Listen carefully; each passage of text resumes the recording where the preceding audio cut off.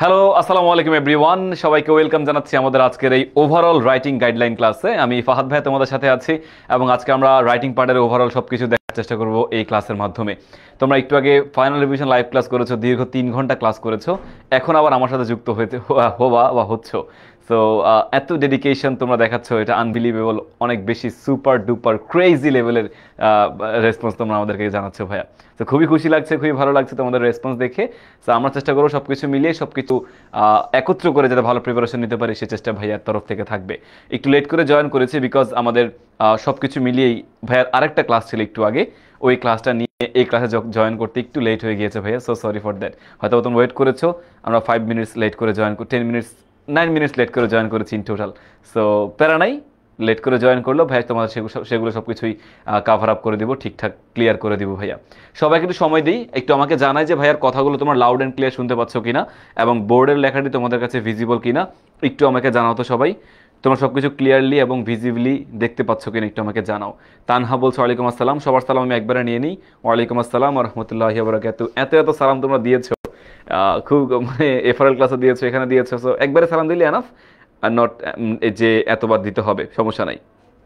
আজকে ভাইয়া তোমাদেরকে আজকে কার সাথে কি দেখা হয়েছে আজকে? আজকে ভাইয়া এখানে গিয়েছিলাম Motijheel model school and college.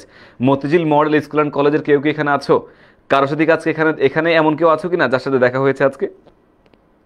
মানে ইনসেন ট্রাস্ট মি, এমন রেসপন্স মানে তোমার তরফ থেকে ইংরেজির প্রথম পত্র তোমরা এত এত ভালো করেছো, এত এত ভালো করেছো, এত ভালো লাগা আমাদের কাজ করছে, মানে খুবই ভালো লাগছে, খুবই ভালো লাগছে trust me.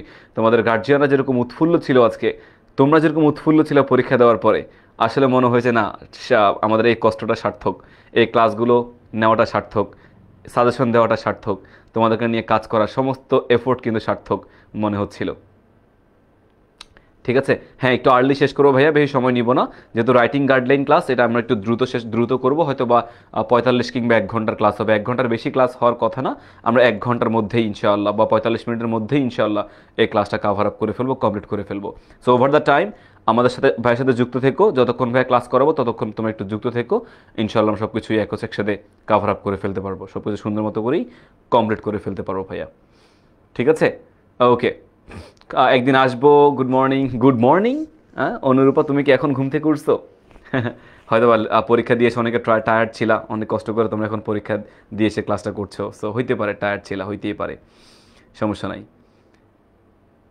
Hello, alright. So আমরা শুরু করি আমাদের ক্লাসটি, বেশি কথা না বলি, তোমাদের সময় নষ্ট না করি, বিকজ এখন সময় নষ্ট করার মতো সময় কোনোভাবেই নাই। আমরা এখন ইম্পর্টেন্ট একটা খুবই ক্রুশাল মুহূর্তের মধ্য দিয়ে যাচ্ছি, তো সময় নষ্ট করার মতো সময় আমাদের কাছে কোনোভাবেই নাই। আচ্ছা, এখানে আমরা অন্য কোনো কমেন্ট করবো না তানহা বা শোয়েব, অন্য কোনো কমেন্ট যদি করো তাহলে ভাইয়া কিন্তু ব্যান করে দিব, তোমাদের এই গ্রুপ থেকে ব্যান করে দিতে বাধ্য হব। আমাদের সকল স্টুডেন্টের প্রয়োজন নাই, আমাদের এমন স্টুডেন্ট প্রয়োজন যারা কিনা নিজের জন্য ভালো কিছু বই আনতে পারবে এবং তার থ্রুতে, তার বদৌলতে অন্য আরও কিছু মানুষ ভালো কিছু পাবে, এমন মানুষ আমাদের প্রয়োজন। আমাদের অন্য কোনো মানুষের কোনো প্রয়োজন নাই, আসলেই নাই, অন্য কোনো মানুষের আমাদের একদমই প্রয়োজন নাই। যারা একটু ভালো মতো করে আমাদের সাথে থাকবে, হ্যাঁ, তারাই যাতে ভালো কিছু করতে পারে, তাদেরকে নিয়ে আমি কাজ করতে চাই। সকল শিক্ষার্থীকে আসলে ভালো কিছু করানো যায় না, ভালো কিছু হয়ও না। এখানে অনেক আড্ডা দিতে আসে, অনেকে কমেন্ট করতে আসে, সময় নষ্ট করতে আসে। সো তাদের জন্য আসলে এই ক্লাসটা না, তাদের জন্য ভালো রেজাল্ট না, তাদের জন্য ভালো কোনো কিছু এক্সপেক্টও করা যায় না। So please don't do something like that. আচ্ছা চলো, সো দেখো আজকের ক্লাসে কি হবে। আমরা এটা ফাইনাল রিভিশন লাইভ ক্লাসের স্লাইড, এটা আমি তোমাদেরকে আর এটা দেখাচ্ছি না ডিটেলসে। আমাদের মূলত হচ্ছে নাম্বার বন্টনটা আমি তোমাদেরকে দেখাই। আমাদের টেস্ট আইটেম যে রাইটিং পার্ট, আমরা মূলত আজকে এই রাইটিং পার্ট নিয়ে কথা বলবো, রাইটিং পার্টই কভার করব। তোমরা জানো আমাদের গ্রামারে 60 মার্ক, গ্রামারে আমাদের 60 মার্ক এবং হচ্ছে আমাদের রাইটিং পার্টে 40 মার্কস। রাইটিং পার্ট আমাদের হচ্ছে 40 মার্কস, এবং দেখো রাইটিং পার্টে 40 মার্কস আমাদের, সিভিতে হচ্ছে আমাদের 8, ইমেইলে হচ্ছে আমাদের 10 বা ফর্মাল লেটার্স আমাদের 10, এরপরে প্যারাগ্রাফ রাইটিং হচ্ছে আমাদের 10, and last of all composition হচ্ছে আমাদের 12। সো এই 12টা মানে এই 4টা টপিকের থেকে আমাদের ইন টোটাল 40 মার্কস থাকবে। আমরা মূলত আজকে দেখবো হচ্ছে সিভি কীভাবে লিখতে হয় সিভি লেখার নিয়মটা আমরা দেখব, সিভি লেখার ধরনটা দেখব, সব কিছু মূলত আজকে আমরা দেখব এখান থেকে। পাশাপাশি হচ্ছে ফর্মাল লেটার্স আমরা দেখব কীভাবে লিখতে হয়, ফর্মাল লেটার্সের কিছু টেকনিক আমি তোমাদেরকে বলে দিব, এবং প্যারাগ্রাফ রাইটিংয়ের টেকনিক তো লাস্ট ক্লাসে ভাই তোমাদেরকে বলেছি, কয়েকশো বার এই প্যারাগ্রাফ রাইটিংয়ের টেকনিক নিয়ে কথা বলেছি। সো এখন আর আলাদা করে হয়তো প্যারাগ্রাফ রাইটিং নিয়ে কথা বলবো না, এবং কম্পোজিশন রাইটিংয়ের টেকনিকটাও তোমাদেরকে একটু বলে দিব। মূলত এই তিনটা, সিভি রাইটিং, ফর্মাল লেটার্স এবং হচ্ছে ইমেল এবং রাইটিং কম্পোজিশন, এই 4টা বা 5টা টপিক আমরা মূলত আজকে দেখব। ঠিক আছে, অন্য কোনো জিনিস দেখবো না, কজ অন্য জিনিসগুলো মানে প্যারাগ্রাফ নিয়ে ডিটেলসে কথা বলবো না, কারণ প্যারাগ্রাফ নিয়ে আমাদের ফার্স্ট পেপারে আমরা অনেক কথা বলেছি। সেম জিনিসটা আমরা ফলো করলেই হবে, পার্থক্য একটাই, ইংরেজির প্রথম পত্রে প্রশ্ন ছিল, ইংরেজি দ্বিতীয় পত্রে কোনো প্রশ্ন থাকবে না, এতটুকুই পার্থক্য। আর সব কিছুই সেম, টপিক সেন্টেন্স লেখা, ডেসক্রিপশন সেন্টেন্স লেখা, তারপর আমাদের হচ্ছে যে কনক্লুডিং সেন্টেন্স লেখা, সব কিছুই সেম থাকবে, জাস্ট একটু একটু হালকা পার্থক্য আমাদের থাকবে, যে এখানে প্রশ্ন ছিল, ওখানে প্রশ্ন ছিল থাকবে না, সেকেন্ড পেপারে প্রশ্ন থাকবে না, that's the basic difference, nothing else. So আচ্ছা, এটা আমাদের অনেক প্রশ্ন আছে এখানে, আমরা এটা বাদ দিয়ে দিই, একটু আমরা তো দেখবো না, আমরা দেখবো হচ্ছে ডিরেক্টলি কোয়েশ্চেন আনসারিংয়ে চলে যাবো আমরা ডিরেক্টলি কোয়েশ্চেন আনসারিংয়ে সরি আমাদের হচ্ছে ডিরেক্টলি রাইটিং পার্টে চলে যাবো আমরা, যেহেতু আমার স্লাইড সেম, আমরা ডিরেক্টলি রাইটিং পার্টে চলে যাই। হিয়ার দ্য রাইটিং পার্ট, আমরা এবার হচ্ছে মূলত রাইটিং পার্ট নিয়েই কথা বলবো। গ্রেট। সো রাইটিং পার্টে কী কী আছে দেখি। রাইটিং পার্ট, আচ্ছা এটা হচ্ছে আমাদের রাইটিং পার্ট। সো রাইটিং পার্টের প্রথমে আমাদের হচ্ছে writing CV with cover letter. আমরা কভার লেটার লেখার নিয়মটা একটু দেখি, সিভি লেখার নিয়মটা দেখি, বেসিক্যালি সিভি লেখার নিয়মটা দেখি। আচ্ছা একটু ভাই সিভি রাইটিংটা দেখেন ভাই, অবশ্যই তোমাদেরকে সব কিছু দেখাবো। আমাকে একটু জানাও তো, প্যারাগ্রাফ রাইটিং কি তোমাদেরকে দেখানোর দরকার আছে? অ্যাপ্লিকেশন আসার সম্ভাবনা অনেক বেশি, অর্ণব শেখ, অ্যাপ্লিকেশন আসার সম্ভাবনা কিন্তু অনেক বেশি। একটু আমাকে জানাও তো ভাইয়া, প্যারাগ্রাফ লেখার কি কোনো দেখানোর কোনো প্রয়োজন আছে তোমাদের, নাকি আমরা প্যারাগ্রাফ বাদে প্যারাগ্রাফের সময়টা আমরা অন্য টপিকের ক্ষেত্রে দিব? একটু জানাও, কজ প্যারাগ্রাফ তোমরা জানোই আমার মনে হয়, প্যারাগ্রাফ রাইটিং নিয়ে কি আলাদা করে এখন আজকে আবার দেখানোর দরকার আছে কি না, একটু বলবা প্লিজ। লামিয়া বলছে জি না, দরকার নাই। তারপরে হচ্ছে বাকিরা কি বলছো, বাকিদের হচ্ছে কি মনে হয়? হ্যাঁ আচ্ছা, দরকার আছে কি ভাই? তোমাদেরকে দেখাবো আবার প্যারাগ্রাফ রাইটিংয়ের নিয়মটা। অল রাইট, আচ্ছা 100% কমন, হ্যাঁ কমন বাদ, আমরা ওগুলা নিয়ে কথা বলবো না। অনেকে মনে করতে পারে যে ভাই ফার্স্ট পেপার তো অনেক ভালো করছে, সেকেন্ড পেপারও খুব ভালো করে ফেলবো ইজিলি। না ভাই, এমনটা কিন্তু ভাবার কোনো কারণ নাই, এমনটা ভাবার কোনোই কারণ নাই প্লিজ। কজ তোমাদের ফার্স্ট পেপারের ক্লাস কিন্তু ভালো, এক্সাম ভালো দিয়েছো, সেকেন্ড পেপার কিন্তু খুব কঠিন এক্সাম হতে যাচ্ছে, মনে হচ্ছে খুব কঠিন এক্সামই হবে। একটা সহজ করলে আরেকটা কিন্তু কঠিন করার চান্স অনেক অনেক বেশি থাকে। সো এত বেশি লাফায়ও না, উড়িও না, পরে কিন্তু ডানা ভেঙে কিন্তু পড়ে যেতে পারো। পরে তোমাকে ডানা কাটা পরি, ডানা কাটা জিন, অনেক কিছু তোমাকে বলতে হতে পারে, এগুলো যাতে না বলতে হয় সেটা কিন্তু মাথায় রাখতে হবে। আচ্ছা, লাগবে না বলছে অনেকে, লাগবে বলছে অনেকেই, বাট আমি তারপরেও যদি পারি তোমাদেরকে দেখিয়ে দিব। সো দেখো, সিভি উইথ কভার লেটার, আমরা সিভি মানে কি? সিভি মানে হচ্ছে আমাদের কারিকুলাম ভিটা। সিভি বলতে বুঝে হচ্ছে আমাদের কারিকুলাম ভিটা। সো কারিকুলাম ভিটা এবং সিভি আমরা কেন লিখি? আমরা বেসিক্যালি সিভি লিখি বা কারিকুলাম কভার লেটার, এই সিভিটা লিখি হচ্ছে মূলত কোনো জবের অ্যাপ্লিকেশন করার জন্যে, কোনো প্রতিষ্ঠানে কোনো কোম্পানিতে যদি আমরা জবের জন্য অ্যাপ্লাই করি, ওই জবের অ্যাপ্লিকেশনটা করার জন্য, জব অ্যাপ্লাই করার জন্য মূলত আমরা হচ্ছে এই কভার লেটারটা সিভিটা করে থাকি। যে কোনো জায়গায় শুধুমাত্র জবের মানে বেসিক্যালি জবের জন্য, অন্য কোনো ক্ষেত্রে সিভিটা সাধারণত ড্রপ করা হয় না। তুমি যে এক জায়গায় জব করতে যাবা, তোমার সম্পর্কে ডিটেলস সম্পর্কে জানতে তো হবে, তোমার সম্পর্কে ডিটেলস জানতে হবে না একজন ব্যক্তির তোমার সম্পর্কে ডিটেলস কিন্তু জানতে হয়। ওই ডিটেলস জানার জন্যই কিন্তু মূলত এই সিভি বা কভার লেটারটা লেখা হয় বা বোঝানো হয়, সিভি বা কভার লেটারটা দেখানো হয় বা বুঝতে হয়। আচ্ছা, সো দেখো এখানে কি বলছে, একটি কভার, আচ্ছা সিভি উইথ কভার লেটার, আমরা কিন্তু মেইন সিভি লেখার আগে আমরা কিন্তু কভার লেটার লিখবো অবশ্যই। মেইন সিভি লেখার আগে আমরা কিন্তু মূলত কভার লেটার কিন্তু দিতে হবে। What is cover letter? Cover letter বলতে বুঝে দেখো ভাইয়া, কভার লেটার অংশে মূল অ্যাপ্লিকেশন লিখতে হয়। মানে তুমি যখন সিভিতে থাকে হচ্ছে মূলত তোমার জীবন বৃত্তান্ত, কারিকুলাম ভিটা মানে জীবন বৃত্তান্ত, তুমি সিভিতে মেনলি তোমার জীবন বৃত্তান্ত, তোমার জব নেওয়ার উদ্দেশ্যটা কি, হ্যাঁ অবজেক্টিভটা কি, নিজের জন্য তুমি নামটা কি, তোমার ব্যক্তিগত ইনফরমেশনগুলো তুমি এখানে উল্লেখ করবা মেনলি। তারপর তুমি এখানে উল্লেখ করবো হচ্ছে যে আমাদের একাডেমিক কোয়ালিফিকেশনগুলো কী কী রয়েছে সেটা উল্লেখ করবা, এক্সপিরিয়েন্স তোমার কী কী আছে সেটা উল্লেখ করবা, রেফারেন্স তোমার আছে কিনা সেগুলো উল্লেখ করবা। সো সব কিছু মিলিয়ে তোমার কিন্তু এখানে বিষয়গুলো উল্লেখ করতে হবে। সো কারিকুলাম ভিটার মধ্যে এগুলো উল্লেখ করতে হয়। কিন্তু কভার লেটার বেসিক্যালি হচ্ছে দেখো মূল অংশে অ্যাপ্লিকেশন লিখতে হয়। আমার যে মূল আগে ওই সিভির আগে কিন্তু তোমাকে একটা অ্যাপ্লিকেশন বলতে হবে যে তুমি কেন এই জবটা তোমার প্রয়োজন, তুমি এই জবের তথ্যটা কোন জায়গা থেকে জানতে পেরেছো। সিভি যখন লিখবা সিভির মধ্যে মূলত আসবে হচ্ছে তুমি এই সিভি, তুমি যে একটা জবে অ্যাপ্লাই করছো, এই জবে অ্যাপ্লাই করার জন্যে জবের যে তথ্যটা এখানে যে চাকরি দিচ্ছে বা চাকরি এমপ্লয় নিবে, এই তথ্যটা সার্কুলারটা তুমি কোথায় জানতে পেরেছো, ওই তথ্যটা তোমাকে উল্লেখ করতে হবে এখানে। বা তুমি কেন এই জবটা তোমার জন্য কেন প্রয়োজন, তুমি নিজের কিছু কোয়ালিফিকেশন নিজের সম্পর্কে হালকা কিছু এখানে মূলত বলতে হবে, মানে অ্যাপ্লিকেশন টাইপস। কভার লেটার মূলত আমাদের সম্পূর্ণ অ্যাপ্লিকেশনের মতো করে লিখতে হয়।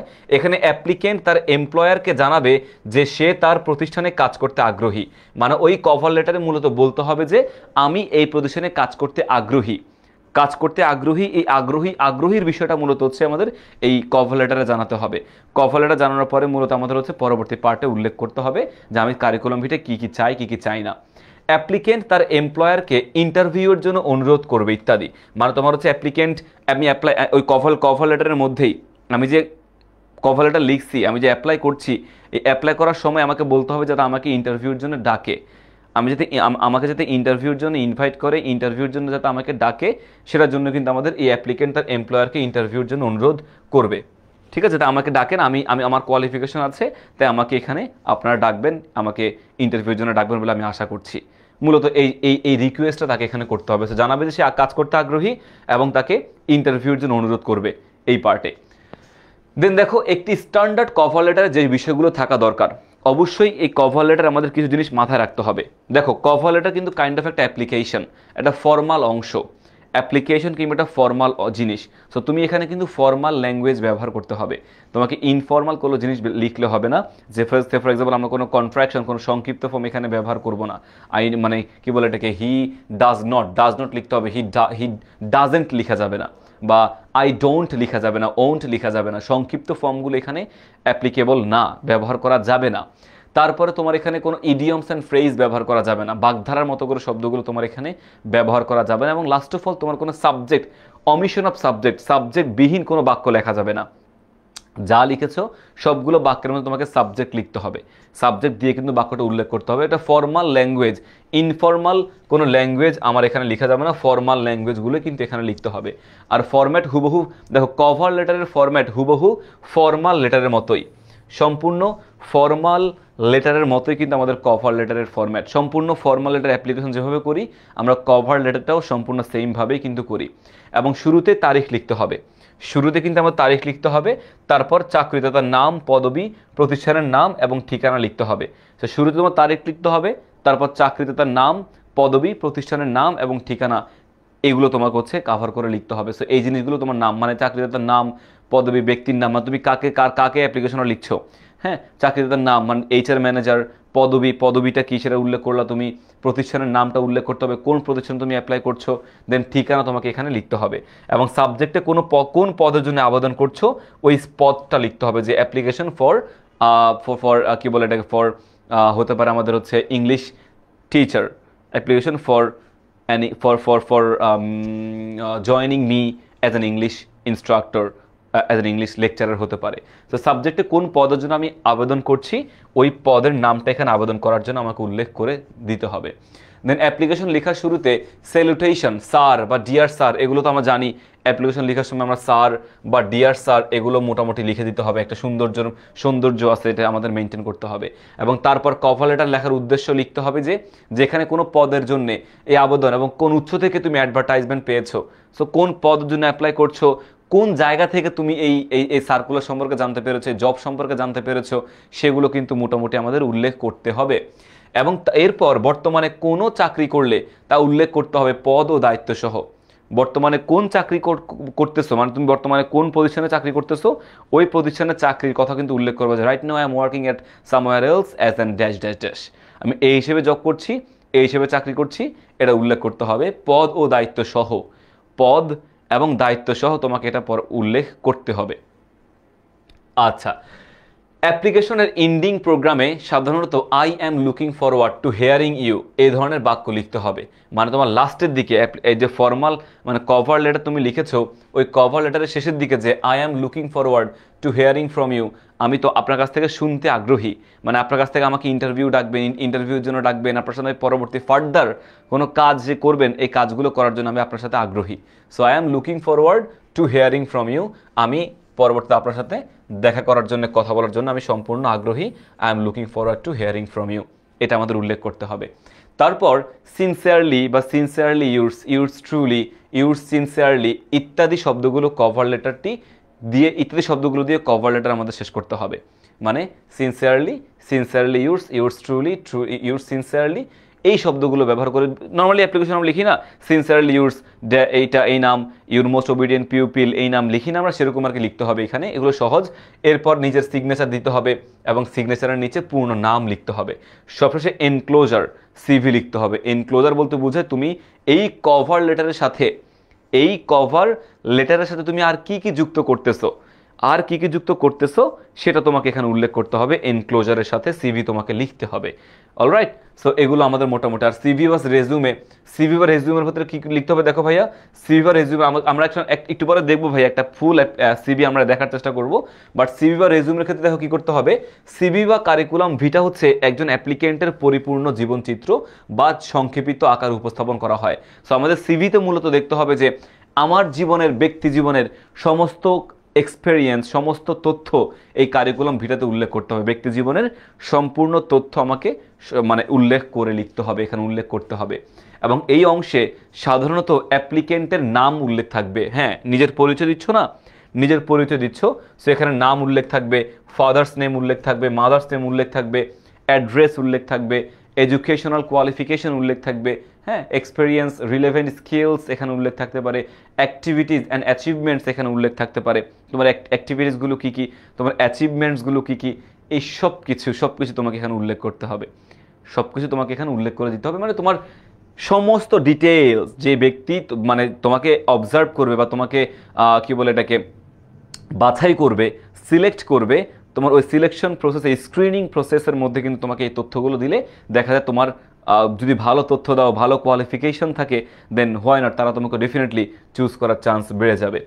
এবার চলো তোমার পরীক্ষার কিভাবে প্যারাগ্রাফ আসবে, প্যারাগ্রাফ ধরে সিভি আসবে, সেটা দেখে নিই এবং সেটার উপর কেমন উত্তর হতে পারে সেটা জেনে নিই। চলো আমরা একটা সিভি দেখি, আমরা ওভারঅল একটা সিভি দেখি, যে সিভির মাধ্যমে আমরা দেখতে পারবো যে এটা আমাদের আনসারের দিকে যেতে পারে বা আমরা এভাবে লিখতে পারি। তো কি বলছে দেখো, suppose some account officers will be appointed in মেঘনা ব্যাংক, মানে মেঘনা ব্যাংকে কিছু অ্যাকাউন্ট অফিসার, হিসাবের যে অফিসারগুলো থাকে না, অ্যাকাউন্ট অফিসার জয়েন করবে। অ্যান্ড তোমার নাম কিন্তু বলে দিছে, তোমার নাম যেহেতু বলে দিছে তুমি কিন্তু সেটার মতো করে লিখতে হবে, অন্য কোনো জিনিস কিন্তু এখানে আর উল্লেখ করা যাবে না, লেখা যাবে না। সাপোজ ইউ মনির বা মনিরা, তুমি হচ্ছে মনির বা তোমার নাম হচ্ছে Monira, so are interested to be an account officer, তুমি এখানে অ্যাকাউন্ট অফিসার হতে আগ্রহী। Now write a CV with a cover letter দিতে হবে। Your CV should not exceed 1 page, তোমার সিভি 1 পেজের বেশি যাওয়া যাবে না। বলে দিছে যে তোমার সিভি 1 পেজের বেশি উল্লেখ করা যাবে না। Your CV should not exceed 1 page, 1 পেজের বেশি লেখা যাবে না। তার মানে আমার কভার লেটার আমি 1 পেজের মধ্যেই তো লিখবো, আমি কোনোভাবেই সিভির তথ্যগুলো ডাবল পেজে যাব না। 1 পেজে শুরু করলাম, অপর পেজে কিন্তু আমি যাব না, এটা কিন্তু মাথায় আমাকে রাখতে হবে। 1 পেজে আমি লিখেছি, অপর পেজে কিন্তু আমার যাওয়া যাবে না, এটা কিন্তু আমাকে অবশ্যই মাথায় রাখতে হবে। So your CV should not exceed 1 page, 1 পেজের বেশি কোনোভাবে উল্লেখ করা যাবে না বা যাওয়া যাবে না। অলরাইট, মাস্ট এখানে দেখো ইম্পর্টেন্ট জিনিসগুলি মূলত আনতে হবে, যেহেতু 1 পেজের মধ্যে অনেক সময় দেখা যায় 1 পেজের মধ্যে দেওয়াটা টাফ হয়ে যায়, 1 পেজের মধ্যে আটানোটা টাফ হয়ে যায় বা কমপ্লিট করা টাফ হয়ে যায়। বাট তারপরেও যেহেতু আমাকে বাইন্ডিংস দিয়ে দিচ্ছে, 1 পেজের বেশি যাওয়া যাবে না, সো এই বাইন্ডিংস মেনটেন করে আমাকে লেখার চেষ্টা করতে হবে। কিছুই করার নাই, আমি জানি it's pretty much tough to complete to maintain, but after all if you can maintain then you will get good marks and it will prove your competency. হ্যাঁ, তোমার দক্ষতাকে এখানে বেসিক্যালি প্রকাশ করবে তুমি যদি কমপ্লিট করতে পারো। Your CV should not exceed 1 page, 1 পেজের বেশি লেখা যাবে না। অলরাইট, আমরা দেখি কি কি লিখবো, আমরা কিভাবে এই কভার লেটার লিখতে পারি বা কিভাবে আমরা সিভি লিখতে পারি, আমরা একটু দেখার চেষ্টা করি। তো সবার শুরুতে দেখো ভাই, এখানে আমরা তারিখ দিব, তারিখ অবশ্যই তারিখ উল্লেখ করতে হবে। তারিখ দিলাম, আচ্ছা 17 এপ্রিল তোমার পরীক্ষার তারিখ দিয়ে দিবা, 17 এপ্রিল 2025 পরীক্ষার তারিখ দিয়ে দিবা। যেদিন লিখতেছো ওই দিন তারিখ দিবা স্বাভাবিকভাবেই। অ্যাডভার্টাইজার বা হচ্ছে অ্যাডভার্টাইজার বলতে বুঝে হচ্ছে যে পোস্ট করছে, মানে কোম্পানি থেকে তো একজন ব্যক্তি পোস্ট করছে, তো ওই পোস্টের ওই ব্যক্তির কাছে আবার এটা যেতে পারে, এই জন্য অ্যাডভার্টাইজারও লেখা যায় বা HR ম্যানেজারও লেখা যায়। HR ম্যানেজার, HR বলতে কি বোঝায়? HR বলতে বুঝে হচ্ছে আমাদের human resource manager. Human resource manager, প্রত্যেকটা প্রতিষ্ঠানে প্রত্যেকটা কোম্পানিতে কিন্তু একটা ডিপার্টমেন্ট থাকে, হিউম্যান রিসোর্স ডিপার্টমেন্ট, হ্যাঁ, বা হিউম্যান রিসোর্স ম্যানেজমেন্ট ডিপার্টমেন্ট একটা থাকে, হ্যাঁ। সো এই প্রত্যেকটা ডিপার্টমেন্ট থেকে আমাদের এই সার্কুলারগুলো মেনলি আসে HR ডিপার্টমেন্ট থেকে। HR ডিপার্টমেন্ট বলে যে অমুক জায়গায়, মানে সব প্রতিষ্ঠান সব ডিপার্টমেন্ট HR ডিপার্টমেন্টের কাছে তোমার তথ্যটা পাঠায় যে আমার এই পদে একটা লোক লাগবে, ওই পদে একটা লোক লাগবে, দেন তারা ওই অনুযায়ী একটা পোস্ট তারা করে দেয় যে এই পদে লোক প্রয়োজন, ওই পদে লোক প্রয়োজন। আচ্ছা, সো দিয়ে দিলাম, তারিখ দিয়ে দিলাম, কার কাছে লিখতেছি, যেমন প্রিন্সিপাল, সেরকম হচ্ছে আমাদের HR ম্যানেজারের কাছে আমি লিখতেছি, লিখে দিলাম। এবার ব্যাংকের নাম, কোন ব্যাংকে আমি, বা প্রতিষ্ঠানের নাম কোন প্রতিষ্ঠানের কাছে আমি লিখতেছি, বা ম্যানেজারটা কোন প্রতিষ্ঠানের, মেঘনা ব্যাংক লিমিটেড উল্লেখ করে দিয়েছে কিন্তু মেঘনা ব্যাংক, তো মধ্যে নামটা উল্লেখ করতে হবে এখানে, অন্য কোনো নাম কিন্তু এখানে উল্লেখ করা যাবে না, নামটা উল্লেখ করে দিয়েছে, নাম এবং ব্যাংকের নাম কিন্তু তোমাকে মনে রাখতে হবে। সো মেঘনা ব্যাংক লিমিটেড, এরপরে 42 কামাল আতাক টার্ক, হ্যাঁ ঠিক আছে ফাইন, এ বনানি, আমি জানি এটার উচ্চারণটা কি, অ্যাটাটার্ক নাকি আতাতার্ক অর সামথিং লাইক দ্যাট, এইটা টার্ক হইতে পারে। সো কামাল এভিনিউ বনানী ঢাকা, এইখানে তোমার হচ্ছে তার লোকেশন অ্যান্ড সাবজেক্ট, অ্যাড্রেস দিয়ে দিলাম, সব কিছু দিয়ে দিলাম। এরপর আমার সাবজেক্ট দিয়ে দেবো, সাবজেক্ট, অনেকে সাব লেখে, অনেকে সাবজেক্টের এখানে সাব লেখে, এইভাবে সাব লেখে, সেইভাবে কিন্তু সাব লেখা যাবে না। আবারও বলছি, কন্ট্রাকশন সংক্ষিপ্ত ফর্ম কোনোভাবেই ইউজ করা যাবে না, we have to use mention the full subject form, it's subject. An application for the post of an account officer, তো তুমি অ্যাকাউন্ট অফিসারের জন্য পোস্ট করছো, অ্যাপ্লিকেশন করছো, সেটা তোমাকে দিতে হবে, দিয়ে দিলা। ডিয়ার স্যার লিখতে হবে, একটা ফর্মাল দিতে হবে যে in from your advertisement published in the Daily Sun on April 10, 2025, I came to know that you are looking for some candidates for the post of an account officer. মানে তুমি এখানে বলতে হবে কোন জায়গা থেকে এই সার্কুলারটা জানতে পেরেছো, কোন জায়গা থেকে তুমি সার্কুলারটা পেয়েছো, কোন জায়গা থেকে সার্কুলারটা জানতে পেরেছো, এটা তোমাকে সবার শুরুতে কিন্তু উল্লেখ করে দিতে হবে। আমি এই জায়গা থেকে সার্কুলার পেয়েছি, আমার এই জায়গা থেকে তথ্যটা আমি জানতে পেরেছি, that's why I am right now I am applying. Alright, having all the required qualifications, I like to offer myself as a candidate for the post. So সব কিছু required qualification সব কিছু পাওয়ার পরে, সব কিছু মেনটেন করার পরে আমি অফার করছি যে as a candidate for the post, আমি নিজেকে এই পোস্টের জন্য একজন ক্যান্ডিডেট হিসেবে মনে করে আমি এখানে অ্যাপ্লাই করছি, ক্যান্ডিডেট মনে করে আমি এখানে অ্যাপ্লাই করছি। My complete CV and other necessary documents is enclosed herewith. তো দেখছো আমি এখানে দিয়ে দিলাম, আমি এখানে অ্যাপ্লাই করতে, আমি ইন্টারভিউর জন্য কল চাই, আমি অ্যাপ্লাই করতে চাই, আমি এখানে অ্যাপ্লাই করেছি, বা আমি কোন জায়গা থেকে তথ্যটা জানতে পেরেছি, এই সব কিছু কিন্তু আমার এখানে উল্লেখ করে দিতে হবে, সব কিছু মূলত আমার এখানে উল্লেখ করে দিতে হবে। So therefore I request you to consider my application and oblige me thereby. So বলছে যে therefore I request you to consider my application, তাই আমি আপনাকে রিকোয়েস্ট করছি, to consider my application and oblige me thereby, আমি আপনাকে request করছি যে টু কনসিডার মাই অ্যাপ্লিকেশন, আমার অ্যাপ্লিকেশন আপনি কনসিডার করবেন, and oblige me thereby, এবং আমাকে আপনি হচ্ছে অবলিগ এটা করে বাধিত করবেন, এমনটা বুঝেছি যে আমাকে নিয়ে বাধিত করবেন, আমার অ্যাপ্লিকেশন কনসিডার করবেন এবং আমাকে নিয়ে আপনি বাধিত করবেন। সিনসিয়ারলি ইউর্স মালেকা খানম, আপনারই একান্ত মালেকা খানমকে এখানে বোঝানো হয়েছে, সিনসিয়ারলি ইউর্স মালেকা খানম। এখানে মালেকা খানম নামটা বলছে, বাট আমাদের নামটা কি ছিল, মনির বা মনিরা ছিল, সেখানে সিনসিয়ারলি ইউর্স মিস্টার মনির বা মিস কি বলে এটাকে MST মোসাম্মদ মনিরা তুমি উল্লেখ করবে, নামটা কিন্তু এখানে ভুল আসে যদিও, মালেকা খানম না লিখে আমরা লিখবো হচ্ছে মিস্টার মনির বা মোসাম্মদ MST মনির লেখার চেষ্টা করব। অলরাইট, সো এই হচ্ছে আমাদের কি, আমাদের কভার লেটার। আশা করি কভার লেটারে কারো কোনো প্রবলেম নাই, সেম এই সিকোয়েন্স ফলো করে আমরা কভার লেটার লিখবো, অন্য কোনো কিছু আমাদের লেখার দরকার নেই, অন্য কোনো প্যারা নেওয়ার দরকার নাই। পরবর্তীতে আমরা চলে যাই হচ্ছে আমাদের কারিকুলাম ভিটাতে চলে যাই। কারিকুলাম ভিটা কিন্তু ভাই বিকালেও বলেছি যে কারিকুলাম ভিটার বানানটা কিন্তু ই, এই বানানটা কিন্তু আমাদেরকে মাথায় রাখতে হবে, বানানটা কিন্তু ভুল করা যাবে না, ই দিতে হবে। Curriculum Vita E of Maleka Khanam, Maleka Khanam না আমাদের হবে এখানে মনিরা, যদি নামটা দেওয়া ছিল, নাম দেওয়া না থাকলে তুমি any kinds of name you can use, no problem, Maleka Khanam would be all right. তো দেখো এখানে তুমি তোমার তোমার মালেকা খানমের অ্যাড্রেস দিবা। মালেকা খানমের, যেহেতু এখানে মেইনলি মালেকা খানম ব্যক্তির তথ্য দিবা, কোনো প্রতিষ্ঠানের তথ্য কিন্তু দিবা না, এখানে ব্যক্তির তথ্যটা মূলত এইখানে লিখবা। সো মালেকা খানম লেখার পর এখানে তুমি তথ্যটা দিলা। এরপরে মোহাম্মদপুর ঢাকা, সে মোহাম্মদপুর ঢাকায় থাকে, তার অ্যাড্রেস দিবা। মোবাইল ফোনটাও সেম ক্রস দিয়ে মোবাইল ফোনটা এভাবে কমপ্লিট করে ফেললা। এরপরে ক্যারিয়ার অবজেক্টিভ, ক্যারিয়ার অবজেক্টিভ কী কী? To work with the best of my abilities in order to benefit my organisation. So career objective তুমি প্রত্যেকটা সিভিতে কিন্তু মাস্ট ক্যারিয়ার অবজেক্টিভ দিবা। সেমভাবে এখানে তুমি ক্যারিয়ার অবজেক্টিভ দিয়ে দিবা। এটা লিখবা, এভাবে লিখবা, ছোট করে লিখবা, বেশি বড় করার দরকার নাই, কজ এক পেজের মধ্যে কিন্তু কমপ্লিট করতে হবে। সো লিখার পরে তুমি এখানে ক্যারিয়ার অবজেক্টিভ দিবা যে to work with the best of my abilities in order to benefit my organisation. In order to benefit my organisation, এটা হচ্ছে আমাদের মূলত ক্যারিয়ার অবজেক্টিভস আমরা লিখব। এরপরে ক্যারিয়ার অবজেক্টিভ দেওয়ার পর আমরা কিন্তু এডুকেশনাল কোয়ালিফিকেশন দিব। শিক্ষাগত যোগ্যতা কি কি আছে না, তোমার শিক্ষাগত যোগ্যতা আছে না, সেই শিক্ষাগত যোগ্যতা তুমি দিবা। তোমার এমএ পাস করছো কবে সালে, কত সালে বিএ পাস করছো, কত সালে এইচএসসি কত সালে পাস করছো, এসএসসি কত সালে পাস করছো, সেটা দিবা। এবং তোমার রেজাল্ট কিন্তু এখানে রেজাল্ট, কোন সাবজেক্ট থেকে পড়াশোনা করছো, কোন গ্রুপ থেকে পড়াশোনা করছো সেটা, এবং লাস্ট অফ অল তোমার ইউনিভার্সিটি নেমটা তুমি এখানে উল্লেখ করবা। সো এক্সাম ইয়ারটা দিবা, কোন সালে পাস করছো ইয়ারটা দিবা, বিকজ ইয়ারটা এমবিএ ডিগ্রি কিন্তু 1 বছর, বা এমএ ডিগ্রি কিন্তু 1 বছর, মাস্টার্স 1 বছরের হয়, বিবিএ কিন্তু 4 বছরের হয়। এই জন্য দেখো এইচএসসি এবং বিবিএ এর মাঝখানে 4 বছরের গ্যাপ, 16 থেকে 20 4 বছরের গ্যাপ, এটা 1 বছরের হয়, এই জন্য 1 ইয়ার গ্যাপ। আর এখানে 14 থেকে 16 এইচএসসি 2 বছরের হয়, এই জন্য 2 বছরের গ্যাপ। সো এটা কিন্তু মাথায় রাখতে হবে, কোনটা কত সালে কত বছরের গ্যাপ, এটা মাথায় রেখে কিন্তু এগোতে হবে।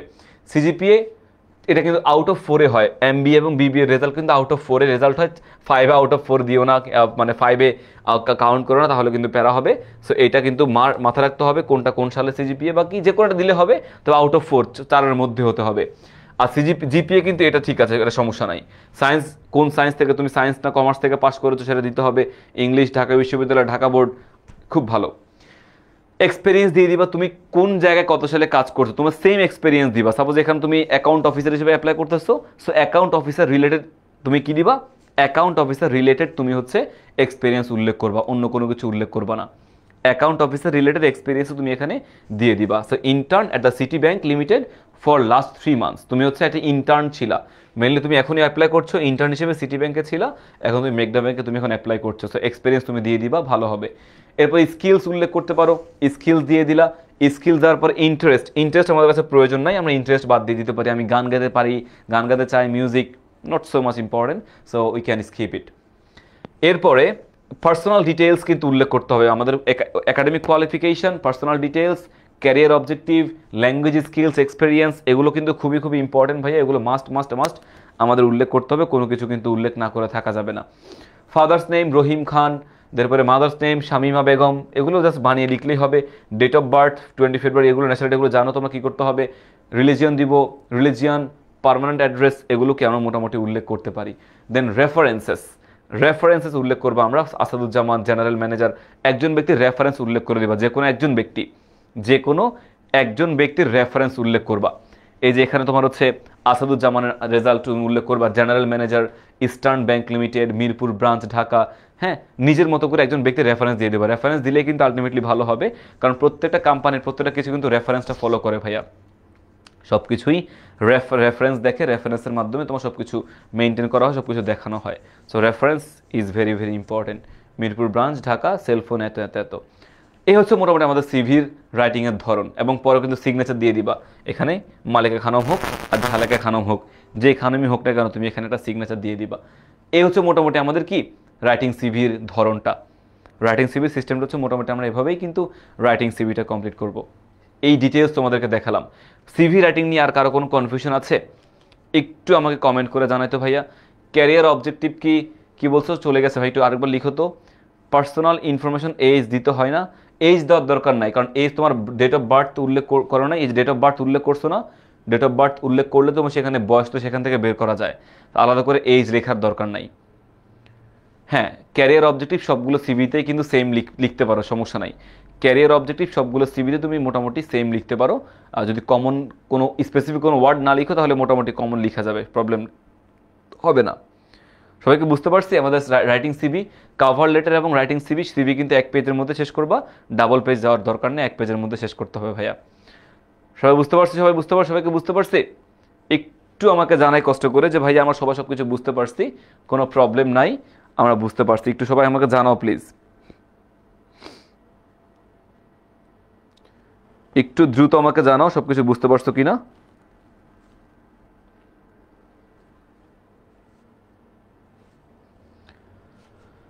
ওকে, ক্লিয়ার ক্লিয়ার। আচ্ছা, ক্লিয়ার আছে অনেক সবাই, আছে অনেক সবাই, সবাই সবাই গ্রেট গ্রেট, খুবই ভালো লাগছে তোমার সবাই ক্লিয়ার হওয়ার কারণে।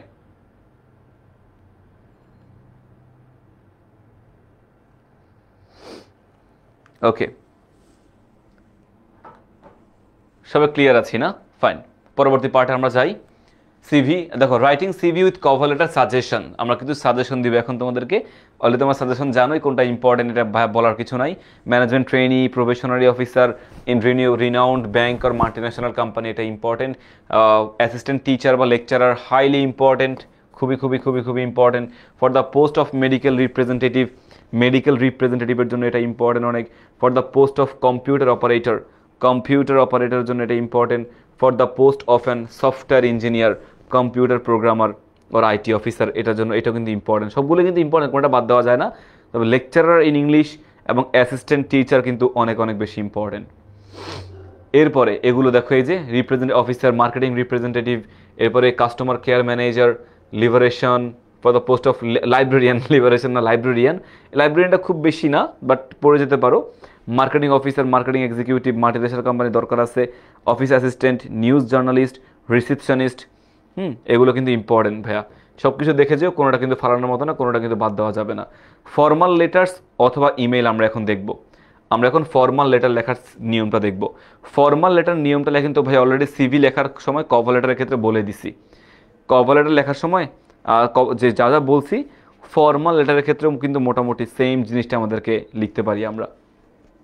দেখো ফর্মাল লেটার লেখার ক্ষেত্রে তিনটি বিষয় অ্যাভয়েড করতে হবে, তিনটি বিষয় মাস্ট অ্যাভয়েড করতে হবে। একটু আগে তোমাদেরকে বলছিলাম যে কন্ট্রাকশন ব্যবহার করা যাবে না, কোনো সংক্ষিপ্ত ফর্ম ব্যবহার করা যাবে না। এই যে হ্যাভ নট থাকলে হ্যাভেন্ট, বা ক্যান নট থাকলে কান্ট, ডু নট থাকলে ডোন্ট, এভাবে কিন্তু কোনো কন্ট্রাকশন কোনোভাবেই ব্যবহার করা যাবে না। কোনো সংক্ষিপ্ত ফর্ম কোনোভাবেই কিন্তু আমরা ব্যবহার করতে পারবো না।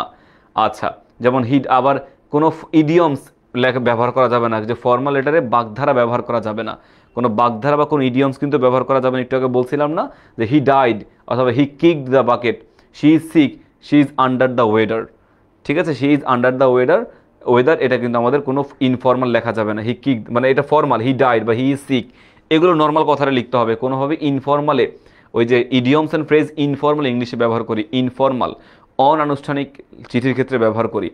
আনুষ্ঠানিকতার ক্ষেত্রে কিন্তু আমরা কোনোভাবেই এই ইনফর্মাল ইডিয়মস অ্যান্ড ফ্রেজ ব্যবহার করতে পারবো না। So he kicked the bucket and she is under the weather, এটা আমাদের মূলত ব্যবহার করা যাবে না কোনোভাবেই। সো এটা আর কি ফর্মাল লিখতে হবে। অ্যান্ড লাস্ট অফ অল আরেকটা আছে আমাদের এখানে, অমিশন অফ সাবজেক্ট, অর্থাৎ সাবজেক্ট ব্যবহার উজ্জ্ব, মানে সাবজেক্ট কখনোই উজ্জ্ব রাখা যাবে না। দেখো ফর্মাল লেটার লেখার সময় সাবজেক্টকে কখনোই উজ্জ্ব রাখা যাবে না, সাবজেক্ট নেভার এভার, উজ্জ্ব কিন্তু রাখার কোনো চান্সই নাই। দেখো এই যে I wish you all the best, wish you all the best, এমনটা কিন্তু লেখা যাবে না। আর দেখো I hope you are doing well, hope you are doing well লেখা যাবে না, ঠিক আছে। So I wish you all the best, wish you all the best, অথবা I hope you are doing well, hope you are doing well, এটা কিন্তু subject লিখতে হবে। সাবজেক্ট ব্যতীত কোনো জিনিস আমরা বাদ দেওয়া দিতে পারবো না, লিখতে পারবো না। সাবজেক্ট দিতে হবে। So 3 things you have to remember always whenever you are going to write down any formal letter. The first one is you have to use subject. You cannot never ever omit any subject. Subject তোমাকে দিতে হবে। Then তোমার idioms and phrase ব্যবহার করতে পারবে না। And last of all, no contraction is allowed. Contraction, সংক্ষিপ্ত form তোমার ব্যবহার করা যাবে না। These 3 things should be remembered whenever you are going to write down a formal letter or application. Okay, so ফরম্যাটটা দেখো ভাইয়া, একটু ফরম্যাটটা দেখো। ফরম্যাট আমি এখান থেকে দেখাই, রাইট একটা অ্যাপ্লিকেশন দেখি, তারপর আমি তোমাদেরকে ফরম্যাটটা দেখাই। Write an application to the headmaster of your school for permission and monetary assistance to go on a study tour. মানে তুমি তোমার কি বলে হেডমাস্টার অফ ইউর স্কুলকে পারমিশন চাচ্ছ, অ্যান্ড মনিটারি অ্যাসিস্ট্যান্ট, তোমার টাকার সাপোর্টটা চাচ্ছ, to go on a study tour. তুমি একটা শিক্ষা সফরে যাবা, শিক্ষা সফরে যাওয়ার জন্য তোমার কাছে টাকা নাই, তুমি গরিব, তোমার টাকা পয়সার একটু সঞ্চয় একটু কম রয়েছে, তুমি একটা স্পন্সর চাচ্ছ। স্পন্সর চাওয়ার জন্য তুমি হচ্ছে এখানে উল্লেখ করতে পারো যে আমি একটা স্টাডি ট্যুরে যেতে চাই, আমার টাকা প্রয়োজন, এই যে সাপোর্টটা প্রয়োজন, এই সাপোর্টের জন্য কিন্তু তুমি তোমার টিচারের কাছে অ্যাপ্লিকেশনটা পাঠাবা।